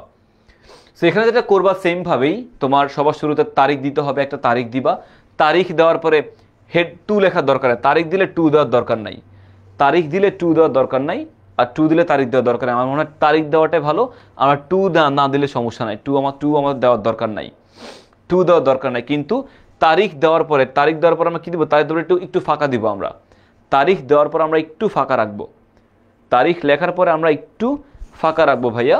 ফাঁকা রাখার পর আমরা যে দ্য হেডমাস্টার, তার পদবি লিখবো, হেডমাস্টার পদবি লিখবো, কোন স্কুলের নামটা লিখবো। হ্যাঁ, এই যে স্কুলের নাম এবং স্কুলের অ্যাড্রেস দিব, যে হয়তো হতে পারে আইডিয়াল স্কুল অ্যান্ড কলেজ বা ভিকারনাস নুন স্কুল অ্যান্ড কলেজ। সো কি তোমার হচ্ছে এই যে স্কুলের নামটা তোমার এখানে উল্লেখ করতে হবে, হেডমাস্টার, প্রতিষ্ঠান, স্কুল হলে স্কুলের নামটা এখানে আমাদের উল্লেখ করতে হবে। সো স্কুলের নামটা উল্লেখ করলাম, এরপর স্কুল অ্যাড্রেসটা উল্লেখ করলাম আমরা এখানে, এই যে স্কুলের অ্যাড্রেসটা উল্লেখ করে দেবো যে ঢাকা এত অমুক জায়গা, এটা লোকেশন তো আছে, অ্যাড্রেস তো আছে স্কুলের, ওই অ্যাড্রেসটা কিন্তু আমাদেরকে উল্লেখ করতে হবে। সো তারিখ দিব, এরপরে পদবি যার কাছে লিখছি সেটা দিব, এরপর ব্যক্তি স্কুলের নাম এবং স্কুলের অ্যাড্রেস আমাদেরকে উল্লেখ করতে হবে। সাবজেক্ট, এরপরে সাবজেক্ট লিখতে হবে আমাদেরকে। দেখো ভাইয়া, আমার সাবজেক্ট লেখো application for permission and monetary assistant for study tour. Subject কিন্তু ফুল সাবজেক্ট লিখতে হবে, সাব কিন্তু লেখা যাবে না, কোনো সংক্ষিপ্ত ফর্ম কিন্তু আমার এখানে লেখা যাবে না, সংক্ষিপ্ত ফর্ম কোনোভাবেই কি করা যাবে না, লেখা যাবে না। ওকে, আচ্ছা, সংক্ষিপ্ত ফর্ম ব্যবহার করা যাবে না। সো এই তো application for permission and monetary assistant for study tour, এটা আমাদের লিখতে হবে। এরপর আমি মূল লেখা চলে যাবো যে রেসপেক্টেড স্যার বা স্যার দিয়ে শুরু করতে পারি, রেসপেক্টেড স্যার বা স্যার দিয়েও কি আমরা শুরু করতে পারি। ওকে, রেসপেক্টেড স্যার বা স্যার দিয়ে শুরু করতে পারি, যে we the students of class, your class of class 10 লিখে দিবা, তোমার ক্লাস 10 তুমি পড়ো, ক্লাস 10 লিখবে বা ক্লাস 9 লিখলে, যে কোনো একটা ক্লাস লিখলে সমস্যা নাই। So we are the student of class 10 humbly wish to inform you that we are planning to go on a study tour to mention, একটা প্লেস দিবা, টু একটা মেনশন প্লেস, যে কোনো প্লেস তুমি এখানে উল্লেখ করে দিলা। হ্যাঁ, as a part of our academic enrichment, আমাদের পড়াশোনার ভালো একটা অবস্থানে নিয়ে যাওয়ার জন্য আমরা একটা ট্যুর দিতে চাই, রিফ্রেশমেন্টের প্রয়োজন আছে। সো তারিখ দিলা, এরপরে হেডমাস্টার পরিচয় দিলা, এরপরে তার স্কুলের নাম, স্কুলের অ্যাড্রেস দিলা, এরপরে সাবজেক্ট উল্লেখ করবে, এরপরে তোমার হচ্ছে ট্যুর দিবা, রেসপেক্টেড স্যার, সম্মানীয় শিক্ষক, we the students of class 8 humbly wish to inform you that you are planning dash dash dash, আমি দিয়ে দিব এভাবে। আর কিছু কথা, এটা সিম্পলি ফরম্যাটটা দেখো, ফরম্যাটটা কিন্তু ইম্পর্টেন্ট। আর অ্যাপ্লিকেশন কিন্তু আমরা এক পেজের মধ্যে শেষ করব, আমার ডাবল পেজ যাওয়ার কোনো দরকার নাই। আমরা অ্যাপ্লিকেশন এক পেজের মধ্যে কিন্তু আমরা শেষ করতে হবে, ডাবল পেজে যাওয়ার কোনো প্রয়োজন আমাদের নাই। ঠিক আছে, ওকে। দেখো, this tour will help us learn beyond text book and gain real experience related to. So তুমি যে স্টাডি ট্যুরে যাচ্ছ, স্টাডি ট্যুর মানে এটা একটা প্রতিষ্ঠান, ডিপার্টমেন্ট তোমাকে টাকা দিয়ে হেল্প করবে। টাকা দিয়ে হেল্প করলে ডিপার্টমেন্টের লাভটা কি, ডিপার্টমেন্ট তোমাকে কেন টাকা দিয়ে হেল্প করবে, তো ডিপার্টমেন্টের লাভটা কি, এই লাভটা কিন্তু ডিপার্টমেন্ট চায় বা জিজ্ঞাসা করবে যে তুমি কেন তুমি যাবা, যে লাভটা কি হবে তোমার স্টাডি ট্যুরে যাবা, what's the benefit you will get from this, বা what's the benefit we gonna get from this, আমরা এখান থেকে কী পাবো, তুমি কী পাবা, এবং ডিপার্টমেন্ট তোমাকে স্পন্সর করবে এ ভেবে তুমি কী পাবা, ডিপার্টমেন্ট কী পাবে এখান থেকে, সেটা তোমাকে কিন্তু এখানে উল্লেখ করতে হবে। So and gain real life experience related to our studies. We have already discussed the matter among ourselves and with some of our subject teachers who have kindly agreed to guide us during the trip. আচ্ছা, একটা গাইডের প্রয়োজন, হ্যাঁ, কিছু ব্যক্তির প্রয়োজন। However, arranging transportation and food requires some financial support. So বলতে transportation এবং সব কিছু মেনটেন করার জন্য কি তোমার কি প্রয়োজন, কিছু ফাইন্যান্সিয়াল সাপোর্টের প্রয়োজন। As many of us are unable to bear the full cost, we humbly request the school authority to kindly grant us permission and also provide some monetary assistance to make this educational tour. And yours obediently, আপনার একান্ত অনুগত, yours obediently, your name on behalf of the students of class dash. So লাস্টে কিন্তু দেখো, এই study tour কিন্তু সবার পক্ষ হয়ে একজন ব্যক্তি চিঠি লিখছে, অ্যাপ্লিকেশন লিখছে, সবার পক্ষ হয়ে একজন অ্যাপ্লিকেশন লিখছে। যখন সবার পক্ষ হয়ে কোনো ব্যক্তি অ্যাপ্লিকেশন লিখবে, তখন সেখানে কিন্তু হচ্ছে ইউরস ওবিডিয়েন্টলি লিখবা। ইউজ ওবিডিয়েন্টলি লিখবা, লেখার পরে কিন্তু নিজের নাম লিখবা, নাম লেখার পর আর অন্য কোনো কিছু মানে যা যা লিখার লিখবা, লিখার পরে মাস্ট এই কথাটা লিখতে হবে যে on behalf of the students of class এইটা, অফ ক্লাস ওইটা। সো তোমাকে কিন্তু মাস্ট ক্লাসের নামটা মেনশন করতে হবে এখানে, ক্লাসের নামটা তোমাকে এখানে অবশ্যই মেনশন করতে হবে যে অমুক ক্লাসে সবার পক্ষ হয়ে তুমি এখানে লিখছো, অমুক ক্লাস সবার পক্ষ হয়ে তুমি এখানে লিখছো, এই জিনিসটা তোমাকে এখানে উল্লেখ করতে হবে। উল্লেখ করলে কি তোমার জন্য বেটার হবে, আদারের ঝামেলা কিন্তু হয়ে যাবে ভাইয়া।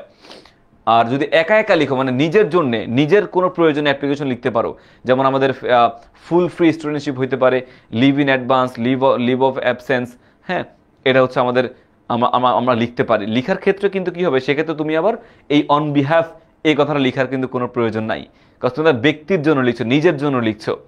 নিজের জন্য লিখলে লিখার প্রয়োজন নাই, কিন্তু ব্যক্তির জন্য, অন্য কোনো ব্যক্তির প্রয়োজনে লিখলে তোমাকে অবশ্যই এই অন বিহাফ কথাটা উল্লেখ করতে হবে, সবার পক্ষ হয়ে তুমি নিজে লিখছো।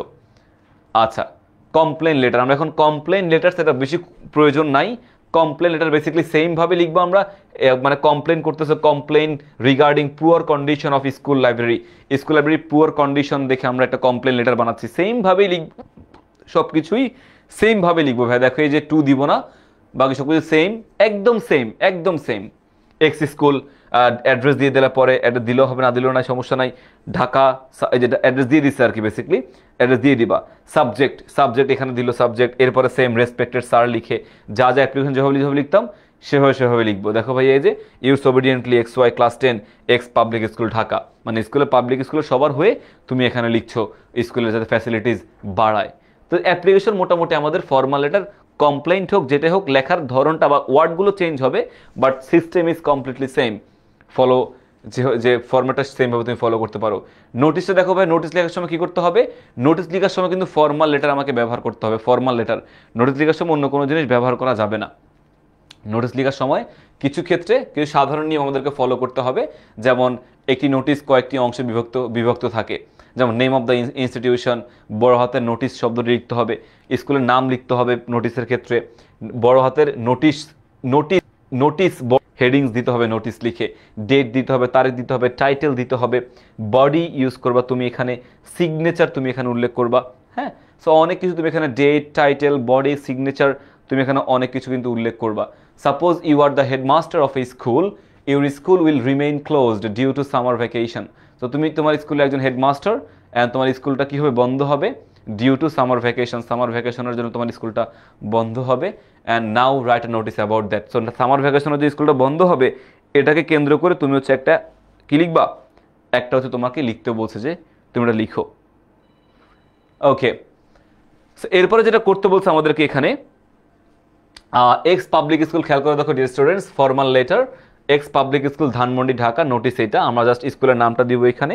স্কুল আমরা এখন জাস্ট স্টুডিও 1 2 দেখো x public school Dhanmondi Dhaka, notice আমরা এখানে আছি, ডেট 17 এপ্রিল এটা। ওকে, তোমরা কি তোমাদের সিফাত ভাইকে দেখতে চাও? আচ্ছা দেখি। ওকে, তোমরা কি তোমাদের সিফাত ভাইকে দেখতে চাও? সিফাত ভাইকে দেখতে চাও কিনা একটু কমেন্ট করে জানাই, তাহলে সিফাত ভাই আমাদের এই ক্লাসে যুক্ত হবেন। তোমরা যদি চাও সিফাত ভাই এই ক্লাসে যুক্ত হতে পারে। সিফাত আপনি যেখানে আছেন না কেন, আপনি আমাদের সাথে যুক্ত হতে পারেন, এই ক্লাসে যুক্ত হয়ে আমাদেরকে একটু স্টুডেন্টের সাথে একটু কথাবার্তা বলতে পারেন আবার আরেকবার এসে। So yes, alright. সো আমরা এখানে করতে পারি এটা, দেখো x public school Dhanmondi Dhaka, notice দিয়ে দিব এবার সেমভাবে তারিখ এভাবে আমরা দিয়ে দিব। আচ্ছা, notice for summer vacation, dear student, দেখো ভাই notice for summer vacation, notice দেখো যে নোটিস কথাটা কিন্তু বড় করে হবে লিখতে হবে, তারিখ দিয়ে দিতে হবে, then notice for summer vacation, dear students and parents, this is to inform you that X public school will remain, বা এক্স পাবলিক স্কুল বলতে কি বুঝেছে এখানে, স্কুলের নাম বুঝেছে আর কি, যে অমুক public school, ideal public school বা Dhanmondi public school, Motijheel public school, এই নামটা তোমাকে এখানে উল্লেখ করতে বলছে এক্স মানে। So this is to inform you that public school. আচ্ছা হ্যাঁ ওকে, দেখো this is to inform you that X public school will remain closed for summer vacation, just simply তুমি এখানে নোটিশটা দিয়ে দিবে, হবে এগিয়ে যাবা। রেগুলার ক্লাসেস উইল রিজিউম, এত জাস্ট লিখে দেবে, students will utilize this break for rest, family, school, family time and recreational activities during this period.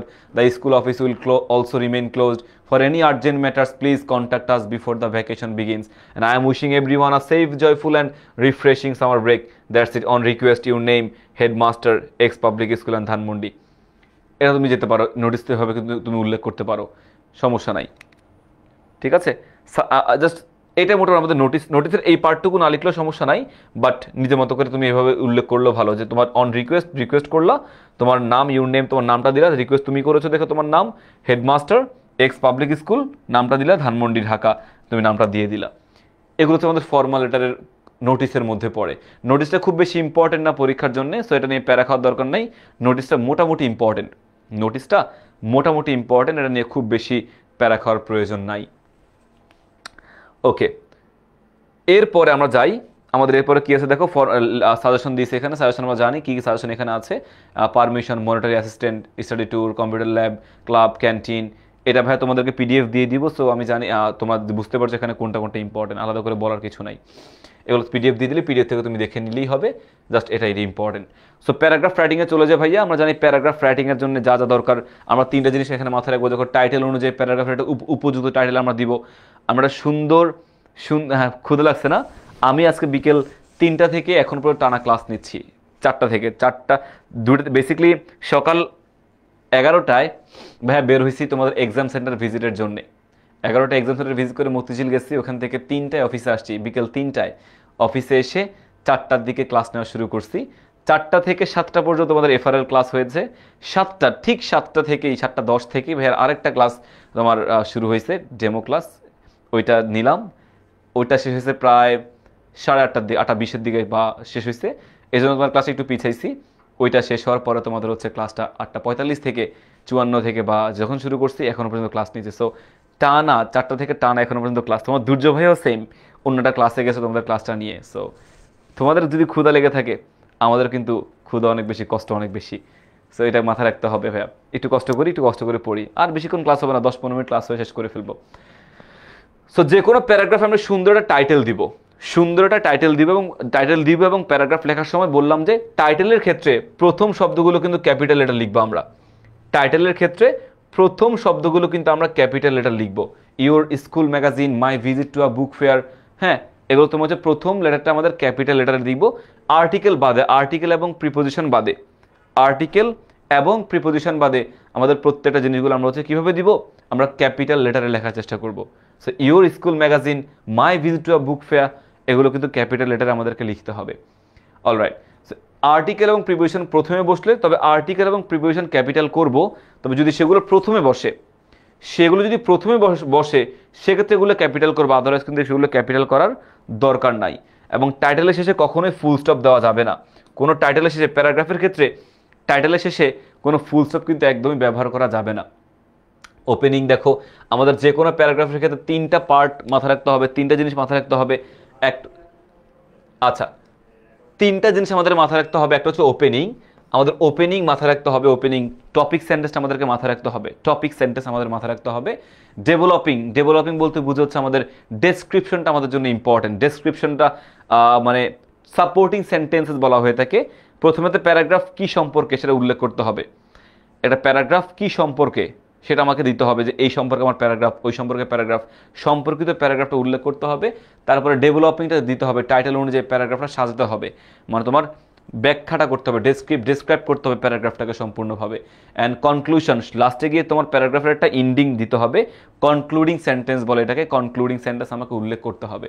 So opening, developing and conclusion, মূল বিষয়ের আলোকে একটি সমাপ্তিসূচক বক্তব্য তোমাকে লিখতে হবে। মূল বিষয়ের আলোকে একটা সমাপ্তিসূচক বক্তব্য তোমাকে এখানে লিখতে হবে ভাইয়া। সো পার্টস অফ আ প্যারাগ্রাফের 3টা পার্টস এখানে খেয়াল করো। Topic sentence, supporting sentences, concluding sentence তোমাকে উল্লেখ করতে হবে। টপিক সেন্টেন্স তো বললাম একটু আগে ভাইয়া, টপিক সেন্টেন্সেস টপিকে উল্লেখ করা থাকবে। সাপোর্টিং সেন্টেন্সেস তোমার হচ্ছে অনেকগুলো সাপোর্টিং সেন্টেন্স উল্লেখ করবা ওই প্যারাগ্রাফ রিলেটেড। যখন ওটা একটা প্যারাগ্রাফ লিখবা, প্যারাগ্রাফ কিন্তু জাস্ট ওই টপিকের উপর মানে তোমার কেন্দ্র করে লিখবা, অন্য কোনো জিনিস একটা প্যারাগ্রাফে আনার কোনো দরকার নাই। জাস্ট সিম্পলি নর্মাল যা লিখছো তাকে কেন্দ্র করে, সাপোজ ট্রি প্ল্যান্টেশন পরীক্ষাতে আসলে ট্রি প্ল্যান্টেশন নিয়ে লিখবা, বা লোডশেডিং পরীক্ষাতে আসলে ট্রাফিক জ্যাম আসলে ট্রাফিক জ্যামে কেন্দ্র করে লিখবা। জাস্ট ওই টপিকে কেন্দ্র করে লিখতে হবে। আজে বাজে হাবিজাবি লিখে পেজ বড় করার দরকার নাই। একটা প্যারাগ্রাফ কতটুকু লিখবা? একটি প্যারাগ্রাফ সাধারণত তোমার হচ্ছে 2 থেকে 2.5 পেজ বা 3 পেজ লিখলে হবে, 2 থেকে 3 পেজ লিখলে প্রিটি মাচ এনাফ একটা প্যারাগ্রাফের জন্য। পরবর্তী হচ্ছে প্যারাগ্রাফ যখন লিখবা, তুমি প্যারাগ্রাফের মধ্যে শব্দ কতটুকু দিবা? অনেক সময় শব্দের লিমিট উল্লেখ করা থাকে, শব্দের লিমিট উল্লেখ করা না থাকলে তুমি হচ্ছে সিম্পলি 20 মানে তোমার 20 লাইন লিখবা, 18 থেকে 20 লাইন, আর শব্দ হচ্ছে তোমার 180 থেকে 220 বা 250 ওয়ার্ডসের মধ্যে, 200 থেকে 250 ওয়ার্ডসের মধ্যে প্যারাগ্রাফটা লিখবা ভাইয়া এটা। সো লিস্টিং প্যারাগ্রাফ আসতে পারে, ন্যারেটিং আসতে পারে, কম্প্যারিজন কন্ট্রাস্ট আসতে পারে, কজ অ্যান্ড ইফেক্ট প্যারাগ্রাফ আসতে পারে। সো নানান রকমের প্যারাগ্রাফ কিন্তু এখানে আসতে পারে। হ্যাঁ, so life of a farmer, এটা ফার্মারের লাইফ জীবনে নিয়ে প্যারাগ্রাফ এখানে আসছে। সো তুমি জাস্ট ওই লাইফ অফ আ ফার্মারকে কেন্দ্র করেই, ফার্মারটা কে সে বলবা, he grows crops vegetable that we eat every day. So এটা কি তার টপিক সম্পর্কে বলছে, তার লাইফ সম্পর্কে বলছে, who is a farmer actually. So life of a farmer এটা আমরা মোটামুটি এখানে এভাবে সিরিয়াল মেনটেন করে টপিক সেন্টেন্স দিব, তার সমস্ত কার্যকলাপ সারাদিন সে কী করে, তার জীবন সে কীভাবে অতিবাহিত করে, এগুলো কিন্তু আমাকে পরবর্তীতে উল্লেখ করে দিয়ে দিব আমরা। আচ্ছা, এগুলো তুমি জানো। লাস্টে গিয়ে তোমার we should respect farmers and support them so that they can have better life. সে মোটামুটি খুব কষ্টে দিন কাটায় না, খুব বেশি টাকা সে পায় না। সো উই থেকে শুরু করে এখানে লাইফ সব কিছু মোটামুটি আমরা এখানে কনক্লুডিং সেন্টেন্স উল্লেখ করে ফেললাম। So topic sentence, supporting sentences and concluding sentence এটা আমরা উল্লেখ করব। সিম্পলি এভাবে কিন্তু আমরা এগিয়ে যাব, এভাবে আমরা লিখবো, টপিক সেন্টেন্স দিব, সাপোর্টিং সেন্টেন্স দিব এবং কনক্লুডিং সেন্টেন্স দিব। এক্সট্রা অন্য কোনো তথ্য দেওয়ার দরকার নাই, জাস্ট এখানে কোনো কোয়েশ্চেন নাই। সো নিজের মতো করে আমাদের ব্রেন স্টর্মিং করে টপিকটা তথ্যগুলো বের করতে হবে, অন্য কোনো জিনিস কিন্তু এখানে আনা যাবে না। প্যারাগ্রাফের সাজেশন এখানে আছে, দেখো ভাইয়া, এই পুরোটা হচ্ছে আমাদের বেসিক্যালি প্যারাগ্রাফের সাজেশন, পিডিএফ দিয়ে দিব, সেখান থেকে প্যারাগ্রাফটা দেখে নিও, সমস্যা নাই। লাস্ট অফ অল আমরা কম্পোজিশনে চলে যাবো এখন। কম্পোজিশন আমরা এখন চলে যাব। কম্পোজিশন লেখার ক্ষেত্রে দেখো ভাইয়া, বিভিন্ন পরীক্ষায় কম্পোজিশন থেকে প্রশ্ন আসলে বিভিন্ন বিষয় কেন্দ্র করে আসে। তোমার personal experience, a journey by boat, a journey by launch, a journey by plane, a journey by train, a journey by bus, অনেক কিছু এখানে কিন্তু আসে। সো ফ্যামিলিয়ার টপিক, পরিচিত যে কোনো টপিক থেকে কিন্তু পরীক্ষাতে আসতে পারে। রিসেন্ট ইভেন্টস, জুলাই রিভলিউশন নিয়ে পরীক্ষাতে আসতে পারে। হ্যাঁ, ফ্যামিলিয়ার টপিক্স হচ্ছে ফুটবল বা ব্যাডমিন্টন, স্পোর্টস নিয়ে আসতে পারে, বা যে কোনো জিনিস নিয়ে পরীক্ষাতে আসতে পারে। এবং future plan, aim in life নিয়ে পরীক্ষাতে কিন্তু আসতে পারে। তো সাধারণত এই 4টা টপিকের উপর বেস করে কিন্তু আমাদের ফিউচার প্ল্যানটা বা টপিক সেন্টেন্সটা চলে আসে। সো এবার চলো তোমার পরীক্ষায় কিভাবে কম্পোজিশন আসবে সেটা দেখে নেই, এবং সেটার ওই উত্তর কেমন হতে পারে সেটাও কিন্তু আমরা জেনে নেই। চলো, write a composition on your favourite হবি। দেখো সেম একটা প্যারাগ্রাফ আমরা যখন একটা কম্পোজিশন লিখতেছি, কম্পোজিশনের পেজ লিমিট কতটুকু হবে ভাইয়া? একটা প্যারাগ্রাফ মোটামুটি 5 থেকে 7 পেজ লিখলে এনাফ। 5 থেকে 7 পেজ কিন্তু আমাদের একটা প্যারাগ্রাফ লিখলে কম্পোজিশন লিখলে এনাফ। এর বড় করতে পারো, কম্পোজিশনের কোনো নির্দিষ্ট কোনো লিমিট নাই। সো তুমি করতে পারো, কিন্তু একটা কম্পোজিশনের মধ্যে তোমার অনেক কিছু জিনিস, অনেকগুলো প্যারা করে তোমাকে কম্পোজিশন লিখতে হবে, অনেকগুলো প্যারা করে লিখতে হবে। তোমার প্রত্যেকটা প্যারাগ্রাফে কিন্তু কোনো প্যারা দেওয়া যায় না, একটা প্যারাতে কিন্তু প্যারাগ্রাফ লিখতে হয়। কিন্তু কম্পোজিশন তুমি চাইলে অনেকগুলো প্যারা করতে পারো, অনেকগুলো, দেখো এখানে অনেকগুলো প্যারা দিয়ে তুমি হচ্ছে কম্পোজিশন করতে পারো। সো একটা প্যারা দিয়ে না, অনেকগুলো প্যারা তোমাকে দিতে হবে। তোমার প্রথমে তো ইন্ট্রোডাকশন দিতে হবে। Suppose your favourite hobby, what is hobby, hobby কেন একটা ব্যক্তির জন্য প্রয়োজন, কি কি হবি মানুষের থাকতে পারে, কি কি হতে পারে, এবং তোমার হবিটা কি, এইটা সবার শুরুতে তোমার ওই প্রথমে তোমার ইয়াতে দিতে হবে, কি বলে এটাকে, ফেভারিট হবি তোমার উল্লেখ করতে হবে। তো আমি আবারও বলছি, প্রথমে দিতে হবে তোমার হচ্ছে হোয়াট ইজ হবি। হবি বলতে কি বোঝায়? হ্যাঁ, একটা মানুষ হবির মানে কখন হবিটা কাজে লাগায়, কি ধরনের হবি একটা মানুষের থাকতে পারে, এবং তোমার হবিটা কি, এই 4টা বা 5টা জিনিস তুমি তোমার ইন্ট্রোডাকশনে উল্লেখ করবা। এরপরে তোমার ফেভারিট হবি, মনে করো তোমার গার্ডেনিং অথবা প্লেয়িং ফুটবল, এমন কিছু হতে পারে। সো গার্ডেনিং হলে গার্ডেনিং কেন, কি গার্ডেনিং তোমার আছে, তুমি কি করছো। প্লেয়িং ফুটবল হলে ফুটবল খেললে, হ্যাঁ, গার্ডেনিংয়ের কখন গাছ লাগাও তুমি, গার্ডেন থেকে তুমি কি পাও, কীভাবে তুমি গার্ডেনের যত্ন নাও, হ্যাঁ, গার্ডেনের ফুল দিয়ে তুমি কি করো, নানান জিনিস তুমি এখানে উল্লেখ করতে পারো। কখন তুমি মানে কার থেকে তুমি হেল্প নাও, কিভাবে তুমি গার্ডেনিংয়ের দিকে গিয়েছো, কেন গিয়েছো, যত কিছু লেখা যায় গার্ডেনিং সম্পর্কে তুমি সব কিছু লিখে ফেললাম ভাইয়া, সব কিছু। সো ইউর হবি সম্পর্কে আমরা লিখলাম। এই যে রিডিং বুকস, অনেকের হবি হচ্ছে রিডিং বুকস। তো তুমি কোন ধরনের বই পড়তে ভালো লাগে, কোন রাইটারের বই পড়তে ভালো লাগে, কখন বই পড়ো, কেন রিডিং বুকস তোমাকে ভালো লাগে, এগুলো কিন্তু তোমাকে হচ্ছে কম্পোজিশনের মধ্যে লিখতে হবে। এবং কম্পোজিশনে কিন্তু নির্দিষ্ট কোনো কি নাই, ওয়ার্ড লিমিট নাই, তবে তুমি 5 থেকে 7 পেজ লিখলেই হবে। এটা মোটামুটি 500 থেকে 700 ওয়ার্ডস, 800 ওয়ার্ডসের মধ্যে কম্পোজিশন কমপ্লিট করে ফেললেই বেটার। হ্যাঁ, আচ্ছা, আর কোনো প্যারা আশা করি হবে না। লাস্টে গিয়ে আমাদের একটা কনক্লুশন ইউজ করতে হবে যে সবার ওভারঅল হবির ইম্পর্টেন্স, হবি থাকলে তোমার লাইফটা কেন হয়েছে বা কেন হবি প্রয়োজন, তুমি মানুষকে কোনো সাজেশন দিতে চাও কিনা হবি রিলেটেড, কোনো সাজেশন দিতে চাও কিনা হবি রিলেটেড, তুমি সেটাও কিন্তু এখানে উল্লেখ করতে পারো যে I feel proud to say that reading books is my favourite hobby, it is not only fun but also very useful in life, I enjoy it every day and hope to continue it for the rest of my life. So লাস্টে একটা সুন্দর conclusion তুমি এখানে উল্লেখ করে দিলা, এটা হচ্ছে আমাদের কম্পোজিশন হয়ে যাবে। আর কম্পোজিশনের সাজেশনটা জাস্ট দেখো ভাই কোনটা important, hobby, reading newspaper, aim in life, wonders of modern science, হ্যাঁ সায়েন্স ইন এভরিডে, বা এগুলো তোমার ইম্পর্টেন্ট, আমি পিডিএফ দিয়ে দিব। Role of student, youth, then game you like most, journey by enjoyed, research, social services, everyday life experience ইত্যাদি। Okay, আর এটা আমাদের ওই গ্রুপে জয়েন করার জন্য বলেছে, ফ্রি A+ সাজেশন গ্রুপ, তুমি তো এই গ্রুপে আছোই, বলার কিছু নাই আর। এটা হচ্ছে বেসিক্যালি আমাদের রাইটিং পার্ট সাজেশন, তোমাদেরকে এগুলো দিয়ে দিচ্ছে অলরেডি, এগুলো ভাই পিডিএফ দিয়ে দিলে সেখান থেকে তুমি জিনিসগুলো নিয়ে নিও বা দেখে নিও। সো এই হচ্ছে মোটামুটি আমাদের রাইটিং পার্টের সাজেশন, রাইটিং পার্টের ওভারঅল সাজেশন ভাই, তোমার মানে জাস্ট টিপস অ্যান্ড ট্রিক্স বা ক্লাসে তোমাদেরকে আমি দেখিয়েছি বা দিয়েছি, চেষ্টা করেছি সবগুলো দেখানোর জন্য, সব কিছু দেখাতে পেরেছি হোপফুলি। আমরা অ্যাপ্লিকেশন দেখেছি, আমরা প্যারাগ্রাফ রাইটিং দেখেছি, কম্পোজিশন দেখেছি, আমরা হচ্ছে সিভি রাইটিং দেখেছি, সব কিছু একটা গ্রামার পার্টে ইংলিশ সেকেন্ড পেপারে যা যা আসা উচিত, যা যা আসতে পারে সব কিছু আমরা একবারে কাভার করে ফেলেছি বলে বিশ্বাস ভাইয়ার। তো যাদের কোনো প্রবলেম, আশা করি কোনো প্রবলেম তোমার থাকবে না। আমাদের এফআর এর ক্লাস কমপ্লিটেড, আমাদের রিভিশন ক্লাস কমপ্লিটেড। আমার আর রিভিশন কোনো ক্লাসে তোমার সাথে হয়তো আর আসবো না, যুক্ত হব না, এফআর এর ক্লাসটা করে ফেললাম। পরীক্ষার আগে কোনো ক্লাস, মানে পরশু তোমাদের সেকেন্ড পেপার পরীক্ষা, তো পরীক্ষার আগে আমি আর হয়তো বা নাও মানে আসতে নাও পারি, তোমাদের অন্যান্য টিচাররা হচ্ছে সেই ক্লাসগুলো নিতে পারে হয়তো বা, বাট দোয়া তোমাদের জন্য সবসময় আছে, সবসময় ছিল এবং সবসময় থাকবে। তোমার যে কোনো পরীক্ষা, যে কোনো কিছু পরীক্ষাতে ফাটাফাটি একটা এক্সাম আজকে দিতে পেরেছো, সামনের এক্সামগুলো তুমি ফাটাফাটি দাও, ভালো কিছু করো, সেটাই ইনশাল্লাহ ভালো কিছু হবে বলে বিশ্বাস করি আমরা। ঠিক আছে, সো তোমাদের জন্য অনেক অনেক দোয়া থাকবে, অনেক অনেক শুভকামনা থাকবে। সর্বক্ষেত্রে জীবনের যেই কোনো পর্যায়ে যাও না কেন, সবসময় তোমরা ভালো কিছু করো, সে দোয়াই করি আমরা। তবে পিতামাতাকে রেসপেক্ট করতে হবে, যে কোনো তুমি যত বড় হও না কেন, যত যেখানে যাও না কেন, পিতামাতাকে রেসপেক্ট করতে হবে। আর ভাইয়ার বাসা হচ্ছে বাসাবোর দিকে, খিলগাঁও বাসাবোতে বৌদ্ধ মন্দিরে। সো বৌদ্ধ মন্দিরে তোমরা যদি কেউ যাও, বাসাবোতে কেউ যাও, ভাইকে নক দিও, তোমাদের সাথে ইনশাল্লাহ দেখা করবো। এই জন্য ভাই মতিঝিলে গিয়েছি। সো মতিঝিল আইডিয়াল, বা তোমার হচ্ছে এখানে national ideal, Sabujbagh government, Kalamtala college, school and college, এরপর হচ্ছে আমাদের কী বলে Viqarunnisa national school and college, যে কোনো স্কুল থেকে, খিলগাঁও উচ্চ বিদ্যালয়, খিলগাঁও গভর্নমেন্ট, খিলগাঁও বয়েজ, হ্যাঁ, খিলগাঁও গার্লস, খিলগাঁও মতিঝিল বয়েজ, অনেক স্কুলের দিক দিয়ে আছে।